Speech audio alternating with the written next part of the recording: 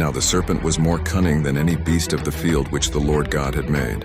And he said to the woman, Has God indeed said, You shall not eat of every tree of the garden?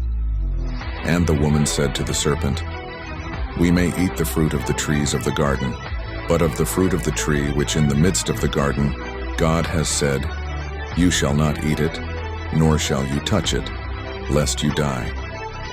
Then the serpent said to the woman, You will not surely die, for God knows that in the day you eat of it your eyes will be opened, and you will be like God, knowing good and evil. So when the woman saw that the tree good for food, that it pleasant to the eyes, and a tree desirable to make wise, she took of its fruit and ate. She also gave to her husband with her, and he ate. Then the eyes of both of them were opened, and they knew that they naked. And they sewed fig leaves together and made themselves coverings.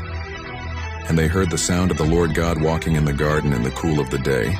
And Adam and his wife hid themselves from the presence of the Lord God among the trees of the garden. Then the Lord God called to Adam and said to him, Where are you? So he said, I heard your voice in the garden, and I was afraid because I was naked, and I hid myself. And he said, Who told you that you naked? Have you eaten from the tree of which I commanded you that you should not eat? Then the man said, The woman whom you gave with me, she gave me of the tree, and I ate. And the Lord God said to the woman, What this you have done? The woman said, The serpent deceived me, and I ate. So the Lord God said to the serpent, Because you have done this, you cursed more than all cattle, and more than every beast of the field. On your belly you shall go, and you shall eat dust all the days of your life. And I will put enmity between you and the woman, and between your seed and her seed. He shall bruise your head, and you shall bruise his heel. To the woman he said, I will greatly multiply your sorrow and your conception.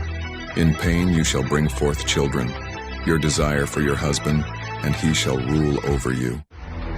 Then to Adam he said, Because you have heeded the voice of your wife and have eaten from the tree of which I commanded you, saying, You shall not eat of it.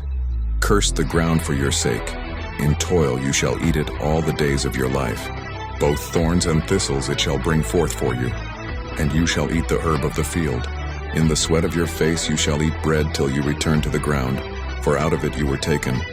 For dust you, and to dust you shall return. And Adam called his wife's name Eve, because she was the mother of all living. Also for Adam and his wife the Lord God made tunics of skin and clothed them. Then the Lord God said, Behold, the man has become like one of us to know good and evil. And now, lest he put out his hand and take also of the tree of life and eat and live forever. Therefore the Lord God sent him out of the Garden of Eden to till the ground from which he was taken. So he drove out the man, and he placed cherubim at the east of the Garden of Eden, and a flaming sword which turned